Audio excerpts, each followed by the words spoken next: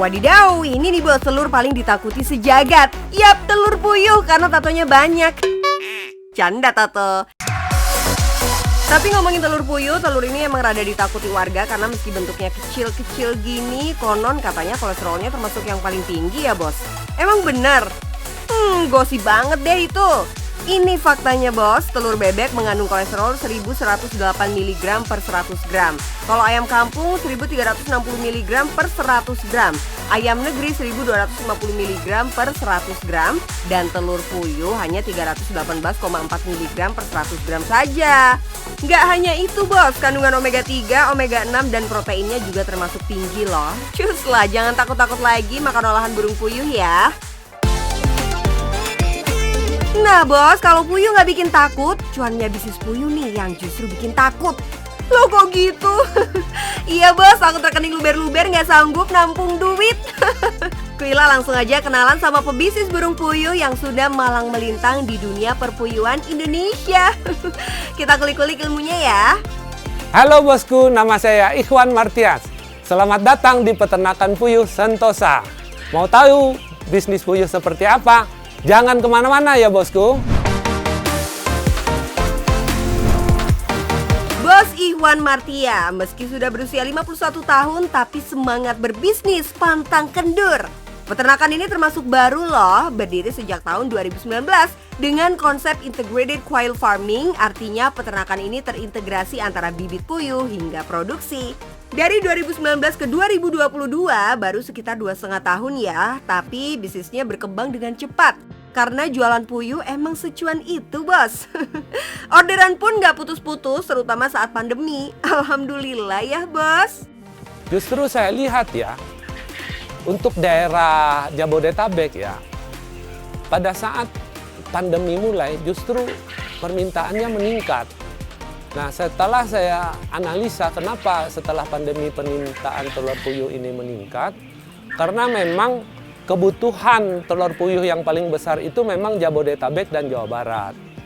Dan jumlah peternak itu nggak mencukupi untuk mensuplai ini. Nah sehingga permintaan lokal itu naik dan itu berlangsung sampai sekarang. Ternyata bos, kunciannya ada pada masih sedikitnya pesaing yang bermain di ternak puyuh. Peluang bisnis nggak tuh? Apalagi dengan peternakan terintegrasi seperti ini, semua bisa jadi duit bos. Ya mulai daging puyuhnya, telurnya, sampai kotorannya pun bisa dijual. Untuk daging telur puyuh sendiri permintaannya masih tinggi. Selain dikonsumsi manusia, ternyata daging puyuh juga diolah menjadi makanan premium bagi hewan peliharaan. Selain daging, telurnya juga bisa dibikin tapuy. Duh, emang tapuy apaan ya? Jadi, tapuy itu adalah telur puyuh yang baru berusia 12 hari, bos. Nah, yang suka mancing pasti suka nyari nih tapuy untuk dibuat sebagai umpan. Dan gongnya harga satu butir tapuy dibanderol Rp1.000. Waduh, bayangin ya kalau sehari bisa menjual sekilo aja tapuy. Tebel tuh dompet. Kita jual daging, terutama untuk puyuh yang masa produksinya udah habis, itu kan kita potong. Nah itu dagingnya kita jual. Terus ada juga produk sampingan namanya tapuy. Itu adalah telur tetas, tapi yang masih bayi, yang umur 10 hari. Dia kalau netas umur 18 hari, nah itu dijadiin umpan pancing untuk penghobi pemancing lele. Wow banget ya, nggak ada yang kebuang dari peternakan burung puyuh ini. Bahkan menurut Bos Ikhwan, ternak burung puyuh lebih menguntungkan dibanding ternak ayam loh. Kok bisa sih? Puyuh di sini kan petelur ya, jadi kita harus bandingin sama-sama dengan ayam petelur. Mungkin puyuh itu untuk mencapai sales yang sama dengan telur ayam itu mungkin cuma perlu 50-60% dari modal yang kita perlukan untuk beternak ayam petelur. Dan satu lagi, usia puyuh betelur itu lebih cepat daripada ayam. Puyuh dalam 45 hari udah mulai bertelur, mungkin ayam butuh waktu 2-3 bulan baru mulai bertelur gitu. Tapi bos, untuk dapat cuan besar dan terus menerus, ternaknya jangan seekor 2 ekor juga ya. Minimal butuh 2000 ekor burung puyuh agar cuannya nampol. Jadi emang main jumlah nih bos. Nih lokasi penetasannya bos. Nah ini anak puyuh yang baru menetas umur 1 hari. Ya, nah dibesarkan di sini selama 30 hari sampai bobot 3 gram. Setelah itu baru kita pindah ke kandang petelur. Setelah 1 bulan, burung-burung ini dipindah ke kandang produksi. Biasanya nih, satu kandang itu bisa muat sampai 40 ekor burung. Halo bosku, sekarang kita berada di kandang produksi. Jadi puyuh yang tadi ada di kandang hatchery setelah dewasa, kita akan pindah ke sini. Nah, di sini bentuk kandangnya akan berbeda. Rata-rata puyuh ini bertelur 1 butir setiap hari. Itu puyuh yang sehat. Nah, supaya puyuh ini sehat, kita harus beli pakan yang berkualitas. Di samping pakan yang berkualitas, nah kita juga harus memberikan asupan vitamin. Nah, ini lagi diberi vitamin. Oh iya bos, dalam 1 hari burung-burung puyuh ini mampu menghasilkan 24 kg telur. Sementara 1 kg telur berisi hingga 90 butir. Dan harga jual 1 butir telur itu Rp330. Berarti kaliin aja tuh bos, sehari omsetnya dari telur aja Rp700.000. Sebulan 21 juta rupiah masuk kantong. Oh iya, untuk regenerasi, Bos Iwan juga melakukan breeding nih bos. Jadi daur hidupnya gini. Indukan menghasilkan telur. Telur ada yang dijual, ada juga yang ditetaskan untuk menjadi anakan burung puyuh. Nah, anakan ini kalau udah gede bisa jadi burung petelur dan bisa juga jadi indukan lagi. Nah, ini sekarang sangkar indukan.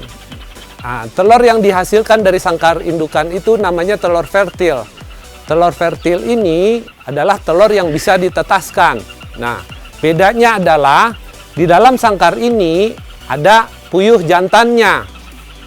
Perbandingannya 1 jantan bisa mengawini 4 betina. Oh iya bos, yang baru mulai terjun ke bisnis puyuh, ingat-ingat nih pesan Pak Iwan. Karena dia pernah mengalami kendala saat pembuatan kandang. Contohnya yang sering terjadi kesalahan itu seperti desain sangkar sama kandang. Bagaimana membuat sangkar dan kandang yang memang nanti nyaman buat puyuhnya sehingga nggak banyak puyuh itu yang terjepit dan mudah dalam melakukan maintenance dan operasional. Kalau kita salah nih bikin tempat tray makan, tray minum, dan tempat ngambil telur ini, nanti di proses operationnya kita akan repot gitu. Bagi bos-bos di rumah yang ingin memulai bisnis ini, Pak Iwan berpesan agar tetap tekun mempelajari prosesnya dan gak malu bertanya ya. Karena malu bertanya susah di kandang nanti ya. Oke bos, udah lihat kan usaha peternakan saya hari ini? Tertarik untuk berbisnis? Apapun usahanya, yang penting senangi dulu, tekuni, dijamin nanti bakalan sukses. Yang penting cuan, cuan, cuan. Nih ada Kak Maria mau coba kasih resep ciamik buat jadi ide bisnis kamu. Modal murah dan yang penting cuan bos. Bosku, makanan apa sih favorit kalian? Kita sebagai orang Indonesia nggak lengkap rasanya kalau makan itu tanpa nasi. Nah, kali ini aku mau share ide bisnis yang semua orang itu suka dan bisa dibuat jualan online. Yang menarik banget, pakai nasi mau bikin rice bowl dengan beef slice dan sambal matah. Udah ngiler kan? Yuk kita mulai masak. Catat harga untuk modal resepnya ya bos. Beef slice 500 gramnya 60.000. Berasnya kita pilih yang pulen ya, yang harga 12.000. Cabai rawit 15.000, aneka bawang 20.000. Daun jeruk dan batang serainya 5.000, selada 6.000. Kaldu lada terasi garamnya let's say kita hitung 10.000 ya. Jadi total belanjaan kita 128.000. Yang pertama, semua bahan mau diiris dulu. Ada bawang merah dan bawang putih. Diiris tipis-tipis.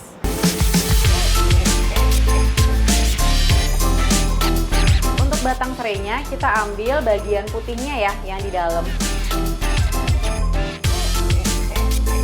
Lalu daun jeruknya kita buang bagian batang dan bisa kita iris-iris juga. Nah, kalau yang nggak kuat pedas, rawitnya bisa sedikit aja ya. Jadi komposisi bawangnya bisa lebih banyak. Setelah diiris semua, sekarang kita masukkan ke dalam bowl.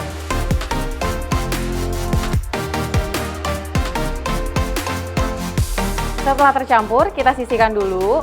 Nah, sekarang aku mau tumis sebentar bawang putih, batang serai, dan terasi. Pakainya harus pakai minyak kelapa ya, supaya aromanya lebih wangi lagi. Untuk terasinya, kalau terasi kalian padat, bisa dihancurkan dulu ya.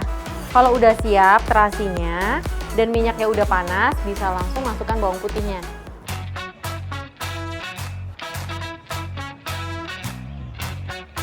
Nggak usah sampai kering, cukup sampai panas aja dan wangi, bisa langsung dimasukkan ke bowl yang tadi. Kalau udah, bisa masukkan bumbunya, garam, lada, dan kaldu bubuk. Ya ampun, baru lihat sama matanya aja udah goda banget kan bos? Kalau dari tampilannya aja udah ngejual gini, jadi bikin penasaran kan sama rasanya? Nah, sambalnya udah jadi, saatnya sekarang menumis beefnya.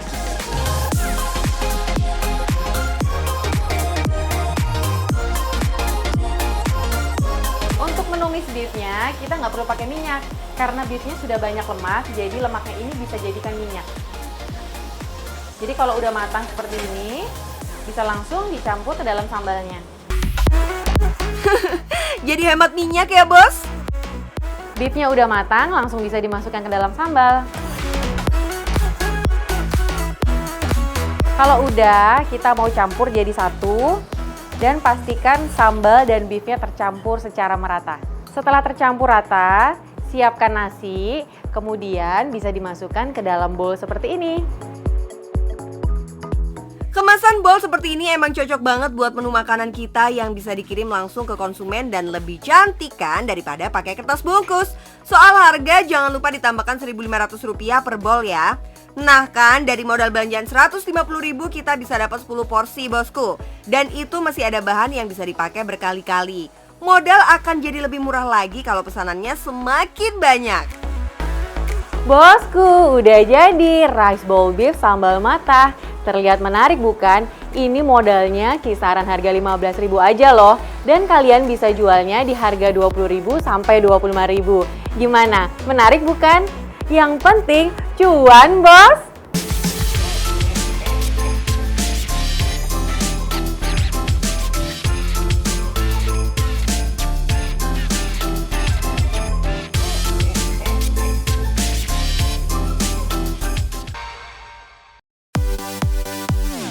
Terjerat utang miliaran, gimana caranya bisa bangkit lagi nih bos? Jelang umur pensiun bukan berarti rebahan dong, malah makin getol bisnis stick. Jangan malu-malu kalau buka usaha, yang penting niat, modal nomor 2. Sabar, infonya bakal hadir buat nemenin weekend bos-bos di rumah nih. Jangan sampai kelewatan ya.